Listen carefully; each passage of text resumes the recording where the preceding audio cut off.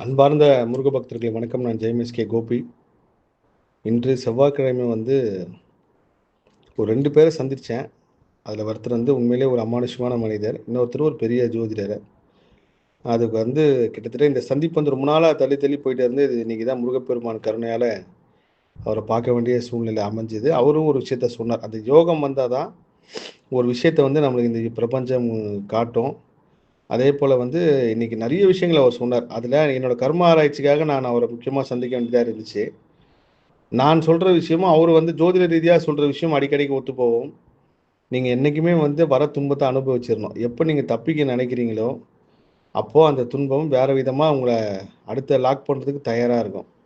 அது ஒரு பெரிய சம்பவம் நடந்துச்சு. இன்னைக்கு ஒரு சகோதரர் வெளியூர்ல இருந்து பேசினாரு. அவர் கிட்டத்தட்ட தன்னோட குழந்தை சிசேரியன் இல்லாம சுகப்பிரசவமா வரணும் வரணுன்ட்டு கடந்த ஒரு 6, 7 மாசமாவே அது ஒரு பெரிய மைண்ட்ல நெனப்பிலேயே இருந்திருக்காரு. ஆனா கடைசியில சிசேரியன்ல தான் குழந்தை பொறந்துச்சு. அதே சமயத்தில குழந்தைக்கு சின்ன சிக்கல் அப்டின்னாரு. அப்போ இதுக்கு என்ன சார் காரணம் அப்டின்னு என்கிட்ட கேட்டாரு. அதுக்கு நான் அவர்ட்ட சொன்னேன், "இதுக்கு நீங்க தான் சார் காரணம். எப்போ நீங்க 24 மணி நேரமும் இந்த மாரி நடக்கக்கூடாது, நடக்கக்கூடாதுன்னு நெனச்சிட்டே இருந்தீங்களோ, உங்க எண்ண அலைகள் தான் முழுக்க முழுக்க உங்க வீட்ட சுத்தி பதிவாகும். அப்டி பதிவாகுறப்போ அதுதான் சார் நடக்கும். நீங்க எப்ப சமமான மனநிலைக்கு மாறுறோமோ, அவ்வளோ சீக்கிரம் அது மாறவும் கூடாது. எதுக்கு எல்லாத்துக்குமே நம்ம பயப்படுறோம், எல்லாத்துக்குமே சந்தேகம் அப்டின்னு இருக்கிறப்போ, அந்த இயற்கை நம்மள எப்பயுமே ஒரு குழப்பமான நிலையில வச்சுக்கும்.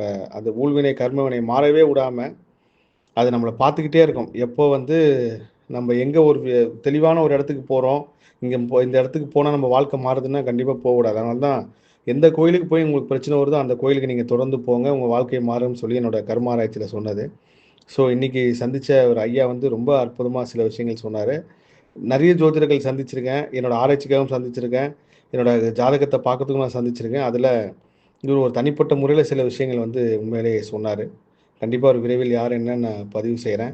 இது ஒருத்தர புகழுக்காகவோ, இல்ல ஒருத்தர பிரபலப்படுத்தணும் அப்படி கிடையாது. ஜோதிடத்தில உண்மையிலேயே ஒரு பெரிய சக்தி இருக்கு. அது எல்லாருக்குமே வராது. அதுதான் பெரிய விஷயம். ஜோதிடம் எல்லாரும் படிக்கலாம். ஒரு நாளைக்கு 600 பேர் ஜோதிடம் கத்துக்க முயற்சி பண்றாங்கன்னு ஒரு சர்வே சொன்னாரு. அதுல ஒரு 5 பேர் மட்டும் தான் தெரிஞ்ச பிரபலமான ஜோதிடரா மாறுறாங்க. அவங்களுக்கு தான் அந்த வாக்குப்பளிதம் கூட இருக்கு. இவரு ஒருத்தர சந்திச்சேன். அடுத்தது நம்ம பக்தி இன்ஃபினிட்டில பார்வையற்றோர் ஒருத்தர் சமீப காலமா பேட்டி குடுக்குறாரு. பார்த்திருப்பீங்க சாய் செந்தில் சாரோட. அவரோட பேட்டி நான் பார்க்கல. ஆனா சாய் செந்தில் சார் சொன்னாரு, "சார் அவரு உங்கள 6 மாசத்துக்கு முன்னாடியே தொடர்பு கொள்ள முயற்சி பண்ணியிருக்காரு. அவரு அப்போ உதவி கேட்டு உங்கள முயற்சி பண்ணியிருக்காரு. நீங்க பார்க்கல." அப்படின்னோனே தான், அவரு சொன்னதுனால இன்னைக்கு உட்காந்து எல்லா மெசேஜும் பார்த்தேன். யாராவது இந்த மாரி உதவி கேட்டு நம்ம பண்ணாம இருந்திருக்க போறோம். இல்ல யாராவது ஒரு எமர்ஜென்சில மெசேஜ் அனுப்பிச்சு அவங்களுக்கு ரிப்ளை பண்ணாம இருந்திருக்க போறோம்னு சொல்லி இன்னைக்கு நைட் உட்காந்து எல்லா பதிவுகளையும் பார்த்துட்டேன். முக்கியமான எல்லா ரிப்ளை பண்ணியிருக்கேன். அந்த பார்வையற்றோர் அவர் உண்மையிலேயே அவர்ட்ட ஒரு விஷயம் இருக்கு. இறைவன் எங்க யாருக்கு என்ன குடுப்பான்றது. இந்த 3 பேரோட இன்னைக்கு தொடர்புள்ள விஷயம் காளிகாம்பாள்.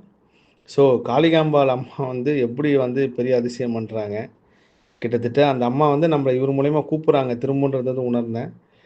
அவர பத்தி நான் தனியாவே பேசணும். நான் சந்திச்ச உண்மையிலேயே ஒரு அவர்கிட்டயும் ஒரு அமானுஷ்யம் இருக்கு. இறைவன் எங்கேயோ ஒரு காலகட்டத்தில ஒரு சக்திய வெளிப்படுத்துவார்ன்னாங்க. அதில எனக்கு நீண்ட நாள் ஒரு சந்தேகங்களுக்கு நான் கேட்காமயே அவர் சொன்னாரு. ஒரு சில என்னோட தேடை மெடிடேஷன்ல ஒரு சில பேர பார்க்குறப்போ எனக்கு வந்த இல்யூஷன் அவங்களுக்கு ஒரு துன்பம் வரப்போது, இது சொல்லலாமா? வேண்டாமா? அப்படின்னு சொல்லி பல காலத்துலருந்து சொல்லாம அமைதியா இருந்துருவேன். ஆனா அத அவரு சொன்னாரு இன்னைக்கு. "நீங்க அப்படி சொல்லாம இருக்காதீங்க. சொல்லுங்க. நீங்க அத சொல்லணும்னு தான் அவங்க உங்கள பார்க்குறாங்களே." அப்படின்னாரு. அது ஒரு பெரிய ஆச்சரியமா இருந்துச்சு. ஸோ நம்ம வாழ்ற சமகாலத்தில இப்படிப்பட்ட ஒரு அமானுஷ்ய மனிதர்களும் இருக்காங்க. ஐயா ரொம்ப பெருமையா சொன்னாரு. கிட்டத்தட்ட 6 மாசத்துக்கு முன்னாடி உதவி கேட்டவர் இன்னைக்கு முருகப்பெருமான் பெரிய அளவுக்கு அவர் வாழ்க்கைய மாத்திருக்காருன்னு தான் சொல்லணும். இந்த 2 பேர பத்தியுமே தனியா ஒரு நேர்காணல்ல பேசுறேன். அதேபோல நக்கீரன் ஓம் சரவணபவ நிகழ்ச்சி வேற ஒரு கோணத்தில வரதுக்கு உண்டான எல்லா வேலையும் நடந்துட்டு இருக்கு. அத பத்தின அறிவிப்பும் விரைவில் வரும். திரும்பவும் நான் சொல்றது எந்த துன்பம் நீங்க எவ்வளோக்கு எவ்வளோ அவமானப்படுறீங்களோ, உங்கள எவ்வளோக்கு எவ்வளோ அவமானப்படுத்தப்படுறாங்களோ, நீங்க சொந்த பந்தத்திலயோ, இல்ல அப்பா, அம்மாவாலயோ, இல்ல அண்ணன், தங்கச்சியாலயோ, நீங்க எவ்வளோக்கு எவ்வளோ அவமானப்படுத்துறீங்களோ, அவமானப்படுத்தப்படுறீங்களோ, உங்களுக்கு ஒரு அற்புதமான வாழ்க்கை காத்திருக்கு. அங்க பழி வாங்குறத மட்டும் பண்ணாதீங்க. பழி வாங்காம அமைதியா இருங்க. அது ஒரு பெரிய உதாரணம் நான் சொல்றேன். ராணி அம்மான்னு சொல்லி பெங்களூர்ல ஒருத்தங்க தொடர்பு கொண்டாங்க. இந்த தெய்வ குழந்தைகளுக்கு உதவி பண்றதுக்காக. முதல்ல நான் பொதுவா யார் வந்தாலுமே சில விஷயங்கள் தோணுது. ஏன்னா யாரோட தலையெழுத்தையும் நம்ம போய் மாத்தக்கூடாது. இந்த தெய்வ குழந்தைகளுக்கு உதவி பண்றதுல ஒரு விஷயம் மாறுதுன்றப்போ, அது நான் அவங்களே நேரடியா சில விஷயங்கள செய்ய சொல்லிர்றது. எனக்கு நீங்களே எங்க வீட்டு பக்கத்துல இருக்கிற போய் செய்யுங்கம்மா அப்படின்ட்டு, இல்ல நான் ஒரு விஷயம் பண்றேன்றப்போ, ஒரு பெரிய அதிசயம். அந்த பழி வாங்கக்கூடாதுன்றதுக்கு இந்த ஒரு சம்பவம் வந்து பெரிய உதாரணமா இருக்கும். அப்போ அவங்க இன்னொரு அம்மா சொல்றாங்க, "இந்த அம்மா மகாலட்சுமி உங்ககிட்ட ரொம்ப நாளா பேசணும்னு சொல்லிட்டு இருக்காங்கய்யா. அவங்க வந்து பேசுங்க" அப்படின்னு சொல்லி கேட்டப்போ, அவங்க பேசும்போது எனக்கு ஒரு சொன்னாங்க, "ஐயா, தெரிஞ்சோ தெரியாமயோ எங்க வாழ்க்கை மாறுனதுக்கு நீங்க ஒருத்தங்கிட்ட சொன்ன ஒரு வார்த்தையும் காரணம்" அப்படின்னாங்க. அதில என்ன ஒருத்தங்க தொடர்பு கொண்டிருக்காங்க ஒரு இடம் விஷயமா. அப்போ வந்து அவங்க இந்த மாரி நான் நடவடிக்கை எடுக்க போறேன்னப்போ நான் சொன்னேன், "பழி வாங்காதீங்கம்மா, இயற்கைகிட்ட ஒப்படைச்சுருங்க." இயற்கையோட கண் வந்து ரொம்ப பெரிய கண். அது எல்லாத்தையுமே அப்சர்வ் பண்ணி, எல்லாத்தையுமே பார்த்து, யார் யாருக்கு எப்போ என்ன நீதி வழங்கணுமோ, அது அப்பப்போ கரெக்ட்டா குடுத்து நீங்க பழி வாங்காதீங்க. எப்போ நீங்க பழி வாங்குறத விடுறீங்களோ, அப்பயே வந்து இயற்கை உங்களுக்கு கருணையா வந்துரும். அது நீங்க எந்த வகையில பாதிக்கப்பட்டிருந்தாலும் சரி. நம்ம ரிவெஞ்ச் எடுக்கிறோம்னு சொல்லி நம்ப அவன் துன்பம் அனுபவிச்சதே அவன் லாஸ்ட் பர்த்ல நம்ம பண்ண எதிர்வினைக்காக இந்த பர்த்ல அந்த துன்பம் தொடர்ந்து வரும். நீங்க நல்லா பாருங்க உங்க வாழ்க்கையில ஒரு சில பேர் குறிப்பிட்ட பேர் மட்டும் திரும்ப திரும்ப வந்துகிட்டே இருப்பாங்க. குறிப்பிட்ட இடம் திரும்ப திரும்ப வந்துகிட்டே இருக்கும். குறிப்பிட்ட சம்பவம் தொடர்ந்து வந்துகிட்டே இருக்கும். இது எல்லாமே ஒரு கர்ம சுழற்சி முறையில தான். அப்போ இந்த அம்மா சொன்னாங்க, அவங்க வந்து நீங்க சொன்னதா சொல்லி இந்த மாரி எல்லாம் பிரச்சனைலாம் முடிஞ்சிருச்சு. எங்களுக்கு எல்லாமே மாறிடுச்சுன்னாங்க. ஸோ எங்கேயோ நம்ம சொன்ன ஒரு வார்த்தை, அது நெறைய பேர் வாழ்க்கைய வந்து மாத்துதுன்றது வந்து உண்மையிலே முருகப்பெருமான் கருணை தான்.